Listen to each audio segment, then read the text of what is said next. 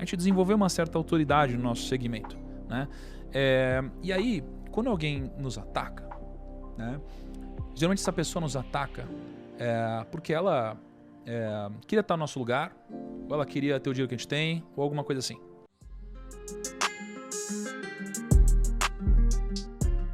Tá? O ponto você não vê ninguém que está tendo sucesso perdendo tempo atacando os outros, geralmente. Assim, não faz sentido. A pessoa está muito ocupada com a jornada que ela está trilhando.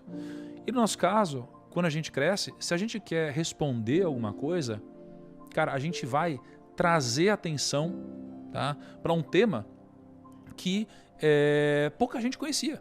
Então a gente fica cada vez mais frágil. Então a gente passa a perder o direito de resposta. Então a gente começa a virar, cara, algo que só é apedrejado e não pode devolver em nenhum momento. Então, estrategicamente, você nunca deve atacar ou devolver ou revidar em alguém menor que você, né? Então, estrategicamente, a única situação onde você teria algum ganho seria em atacar alguém maior que você. Mas o problema é que quando você ataca alguém maior que você, em algum momento, você vai precisar dessa pessoa. Em algum momento você vai. E quando você precisar dessa pessoa, é aqui que essa pessoa vai ser testada. Porque essa pessoa vai ser testada em se ela vai ser rancorosa ou se ela vai te perdoar. E aqui é onde entra de novo o negócio de ser cristão. Me perguntaram assim um dia desses, o que você fez aí para atingir o sucesso, enriquecer e tal? Porque hoje, putz, eu ajudo muita gente famosa a investir, sabe? Tem um monte de gente. Eu já recebi mensagem, cara, eu não vou citar nós, mas desde vários jogadores, até um monte de global, etc. Cuida do meu dinheiro e tal. Uhum. Eu ajudei um monte de gente com grana e ajudo. Mas, cara, eu tava refletindo, eu falei, cara... Porque as pessoas realmente perguntam, porque eu perguntei pra muita gente bem-sucedida, tipo, por que você ficou rico? Ou sei lá o que for. E sabe o que eu pensei? Eu pensei que eu tenho muito pouco mérito no meu sucesso. Por que pouco mérito? Porque o que me enriqueceu teve muito mais a ver com coisas que eu não controlava do que com coisas que eu controlava. Foram muitos acasos na minha vida. Mas aquelas poucas coisas que eu controlava, cara, eu representei. As poucas coisas que estavam ao meu alcance eu fiz, velho. Eu trabalhei muito. Eu chegava no escritório, olhava pro lado, não tinha ninguém. Eu ia embora, não tinha ninguém. Então as poucas coisas que estavam ao meu alcance, eu fiz. E a maioria das coisas que não estavam ao meu alcance deram certo. Então o que eu tiro disso? Que as únicas coisas que estão ao nosso alcance, cara, a gente precisa representar. Então tem várias coisas que não estão ao seu alcance aí, mas se essa daí tá ao seu alcance, cara, tô com pau, velho. Você só vai ficar se machucando aí, cara. De verdade. Eu sou um menino, né? Que sou eu? Não vou te dar um conselho. Eu sou um menino jovem, besta, humilde, sei lá. É difícil essa pessoa ela ficar contigo no longo prazo se ela for boa. Porque uma pessoa boa, ela quer construir algo junto com você e não pra você, não é? Porque uma relação, quando ela é boa só pra um lado, ela não se perpetua. Então se a gente tiver uma relação e você for ruim pra ambos, não existe longo prazo. Bom pra mim, ruim pra você, você vai descobrir. Uhum. Bom pra você, ruim pra mim, eu vou ficar puto. Se for bom pra nós dois, ela tem longo prazo, não é? E um cara que é muito talentoso, ele só vai ficar num lugar que ele estiver construindo alguma coisa com o líder.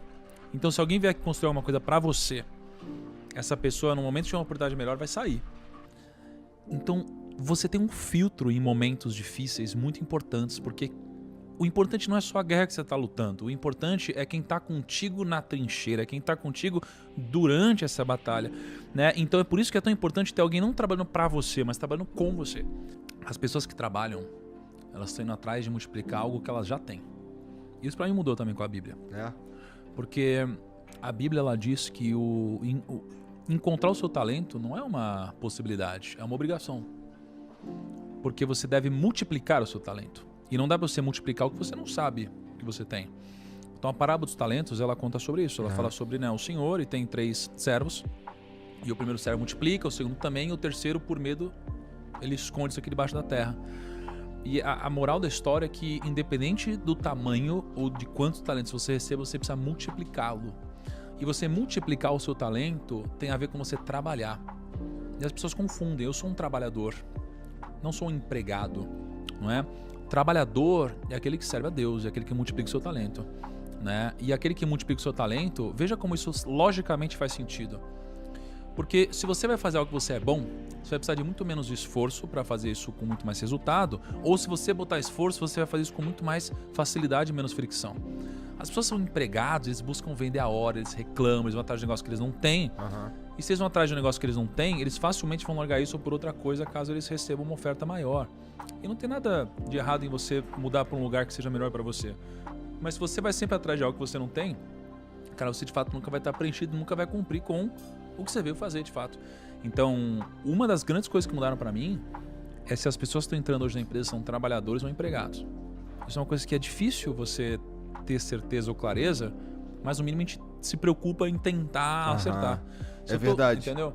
O cara que ele quer trabalhar é um cara que ele sabe que ele é bom em alguma coisa, ele tem algum talento e ele veio para multiplicar isso.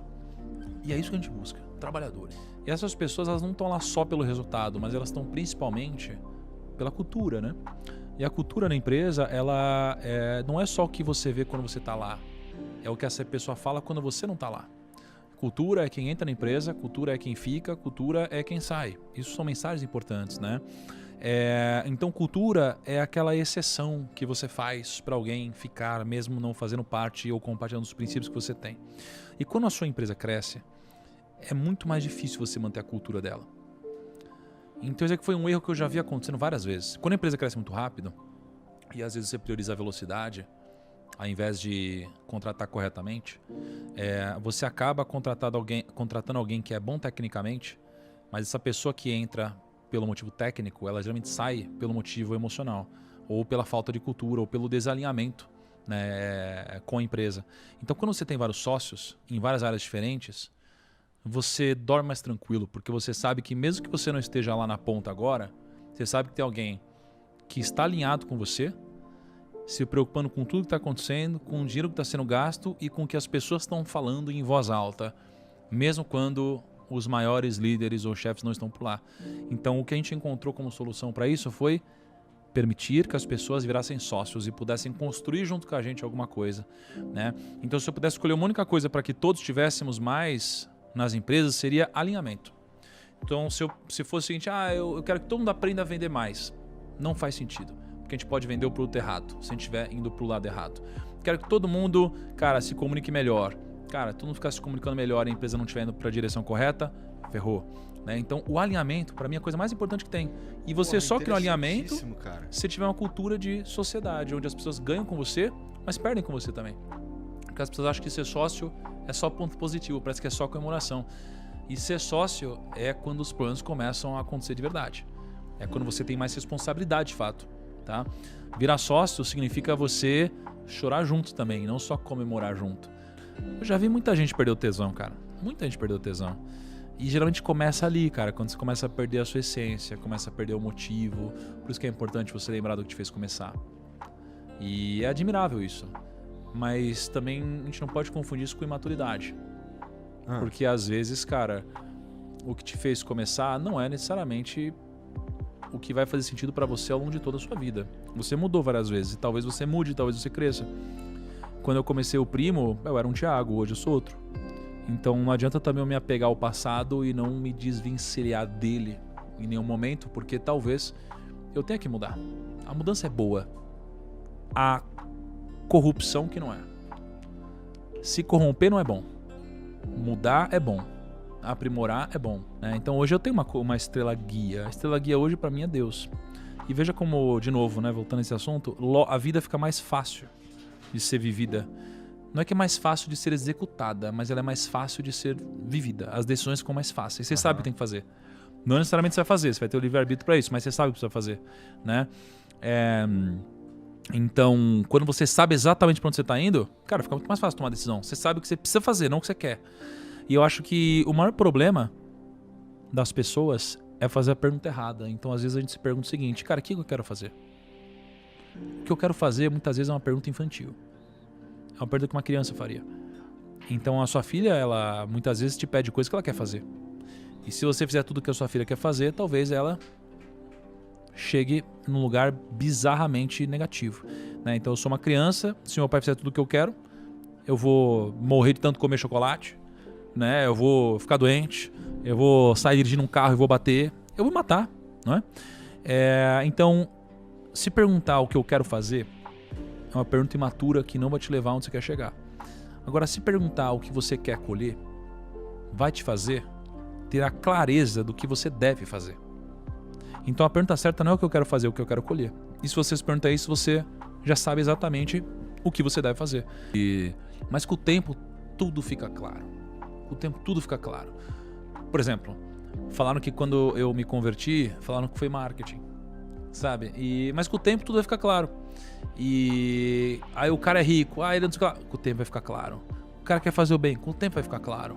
Então o tempo, cara, ele é a balança da justiça. E eu peguei 5 mil reais que eu tinha e investi na bolsa de valores. E se fudeu, essa daí eu conheço. Eu quebrei, certo? Perdi dinheiro. Será que eu perdi dinheiro? Você ganhou aprendizado. Não e só perdeu isso. dinheiro também, perdeu dinheiro. Não só isso. O ponto é, eu perder 5 mil naquela época me fez não perder 1 milhão lá na frente. Entende? É verdade. Então, como a gente não consegue prever o futuro ou saber o que aconteceria, tem muitas situações que acontecem hoje que parecem não ter sentido, mas com o passar do tempo elas ficam claras. Por mais que tenha tido, né, os motivos ou não motivos, etc., e se foi justo ou não foi justo, talvez, cara, tenha te privado de uma besteira muito maior no futuro. Entendeu? Porque a gente não consegue prever. E isso é fé, cara, entendeu? Cara, eu tenho um amigo que ele, cara, caiu num golpe financeiro e perdeu 2 milhões de reais. Só que pra ele, cara, por mais que seja uma boa grana, isso daqui com certeza mudou o radar dele, entendeu? A ponto de eu ter certeza que ele não vai mais cair num golpe financeiro. E hoje que ele tem muito mais dinheiro, cara, ele não vai mais perder toda essa grana. Porque ele já perdeu aquilo e doeu na época. Então eu acho que essas coisas fazem sentido, cara, pro todo das coisas, entende? Eu disse que quer ganhar dinheiro. Será que todo mundo quer aprender, cara?